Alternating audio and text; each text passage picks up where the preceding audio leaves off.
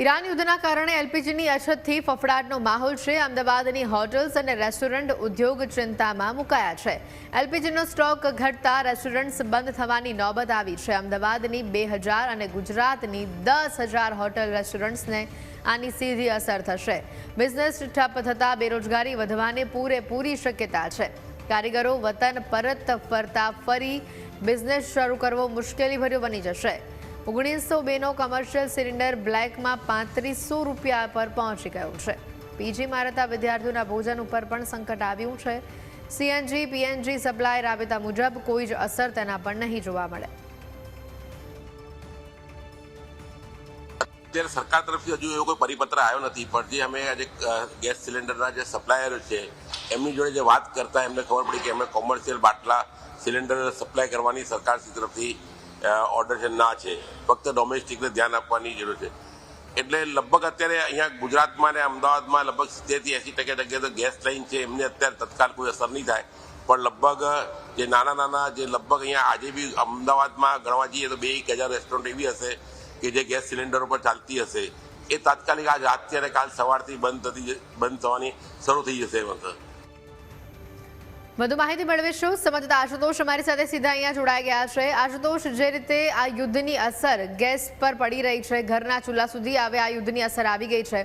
ઘણા બધા રેસ્ટોરન્ટ એવા છે કે જેના પર ઘણું મોટું સંકટ આવ્યું છે। રેસ્ટોરન્ટ અઠવાડિયામાં બંધ થવાના આરે છે તેવું રેસ્ટોરન્ટ માલિકો કહી રહ્યા છે। આ સાથે જ બહારથી અહીંયા ભણવા આવતા વિદ્યાર્થીઓ કે જે પીજીમાં રહે છે, બહારથી જોબ્સ કરનારા લોકો કે જે અમદાવાદમાં પીજીમાં રહે છે, અમદાવાદ સહિત ગુજરાતના અનેક મહાનગરોમાં પીજીમાં રહે છે, એવા લોકોના ભોજન ઉપર પણ આ યુદ્ધના કારણે સંકટ આવ્યું છે।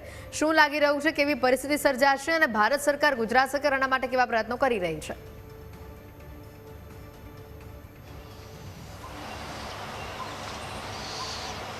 જી હેતવી, જે પ્રકારની પરિસ્થિતિ જોવા મળી રહી છે તેને લઈને સરકારે કહ્યું છે કે જે એલપીજી જે સિલિન્ડર છે ઘરેલું અને સાથે સાથે પીએનજી અને વાત કરવામાં આવે સીએનજી પર તેની અસર નહીં થાય, કારણ કે જો સીએનજી ઉપર અસર થશે તો ક્યાંક ને ક્યાંક પરિવહન જે છે તેને પણ મોટી અસર થવાની શક્યતા છે, કારણ કે રાજ્ય સરકારની જે એસટી બસો જે દોડે છે તે પણ સીએનજી ઉપર દોડે છે। સાથે સાથે અન્ય જે વ્હીકલ્સ હોય છે કમર્શિયલ જે ટેક્સીનો બિઝનેસ કરતા હોય છે તે પણ સીએનજી ઉપર ચાલતા હોય છે। અનેક લોકો પોતાની કાર જે છે પ્રાઇવેટ તે પણ સીએનજીની ઉપર જે છે તે રન કરતા હોય છે, એટલે તેના ઉપર અસર પડવાની શક્યતા જે છે તે નહીવત છે તેમ જણાવ્યું છે।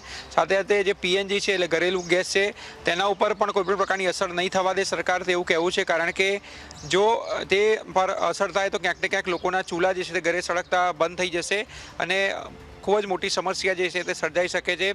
ફક્ત કમર્શિયલ જે ગેસ છે તેના ઉપર અસર થવાની છે અને ગતરોજ જે હોટલ એસોસિએશનના પ્રમુખે કહ્યું કે આજ સવારથી જે છે તે હોટલો બંધ થવાની શરૂ થશે। અમદાવાદ શહેરની વાત કરવામાં આવે તો અંદાજિત 2,000 જેટલી એવી રેસ્ટોરન્ટ છે જે કમર્શિયલ સિલિન્ડર ઉપર જે ચાલે છે। અન્ય હોટલો જે છે તે હવે ગેસ પાઇપલાઇનથી જે છે તે પોતાનો પુરવઠો જે છે તે લેતી હોય છે, પરંતુ હજુ પણ અમદાવાદ શહેરમાં 2,000 અને રાજ્યમાં અંદાજિત 10,000 જેટલી રેસ્ટોરન્ટ અને હોટલ છે જે હજુ પણ કમર્શિયલ ગેસનો ઉપયોગ કરે છે સિલિન્ડરનો, તેમાં અસર થવાની ખૂબ જ મોટી શક્યતા જોવા મળી રહી છે અને આજ સવારથી તેની અસર જે છે તે દેખાવાની શરૂ થશે તેમ તેમણે જણાવ્યું હતું। સાથે સાથે જે અમદાવાદ શહેરમાં પીજી આવેલા છે તેના ઉપર પણ મોટી અસર થશે। અમદાવાદ શહેરમાં પણ અંદાજિત 8 થી 10,000 જેટલા પીજી જે ચાલતા હોય છે તેમાં જે ભોજન લેતા વિદ્યાર્થીઓ છે તેમને અસર થતી હોય છે અને સાથે વાત કરવામાં આવે તો જે અન્ય જે નોકરી ધંધા અર્થે પણ અહીંયા આવતા હોય છે તેઓ પણ બહાર જમતા હોય છે,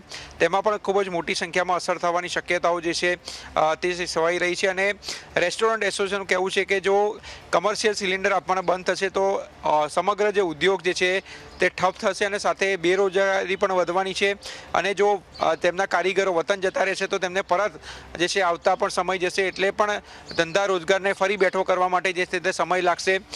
ઉપરાંત વાત કરવામાં આવે તો જે કમર્શિયલ સિલિન્ડરનો જે ઉપયોગ કરતા હોય છે તે ઉદ્યોગને પણ ખૂબ જ મોટી સંખ્યામાં અસર થવાની છે અને કાળાબજારી જે છે તે પણ શરૂ થઈ છે, કારણ કે 1900 રૂપિયામાં જે કમર્શિયલ સિલિન્ડર મળતો હતો તે પણ 3,3500 જેટલો ભાવ જે છે તેનો થઈ ચૂક્યો છે અને કાળાબજારી જે છે શરૂ થઈ છે। એટલે સરકારે તેના ઉપર પણ ધ્યાન આપવાની જરૂર છે કે કાળાબજારી અટકે અને જે લોકોને જરૂર છે તેને મળી રહે, કારણ કે 21 દિવસનો જે પહેલાં બુકિંગનો સમય હતો તે પણ હવે વધારીને 25 દિવસનો કરી દેવામાં આવ્યો છે. એટલે પણ ક્યાંક ને ક્યાંક રાહત આપવાની વાત છે. સરકારે કંપનીઓને એ પણ આદેશ કર્યો છે કે જે ઘરેલું સિલિન્ડર છે તેના ઉત્પાદન જે છે તે વધારવામાં આવે, જેથી કરીને કોઈ પણ પ્રકારની તકલીફ ન થાય. પરંતુ અનેક એવા ઉદ્યમો પણ છે જે કમર્શિયલ ગેસનો સિલિન્ડરનો ઉપયોગ કરવાનો છે, ત્યાં પણ ઘરેલું સિલિન્ડરનો ઉપયોગ કરતા હોય છે. તે પણ કાળાબજારી થશે તેમાં કોઈ બેમત નથી. પરંતુ હવે સરકારે જે છે આ સમગ્ર મામલે ધ્યાન આપવાની જરૂર છે. ન ફક્ત સિલિન્ડર પરંતુ ઉદ્યોગોમાં જે પ્રકારથી ગેસ અને કોલસો વપરાય છે તેનો પણ જે છે તે ભાવ વધારો થઈ ચૂક્યો છે. વાત કરીએ તો ગેસ અને કેમિકલ જે આવતું હોય છે તેમાં પણ 40%નો ઉછાળો જે છે તે આવ્યો છે. અને ખાસ કરીને 135 જેટલા પ્રોસેસ નારોલમાં આવ્યા છે અમદાવાદ શહેરમાં, તેને પણ ખૂબ જ મોટી સંખ્યામાં અસર જે છે થવાની છે.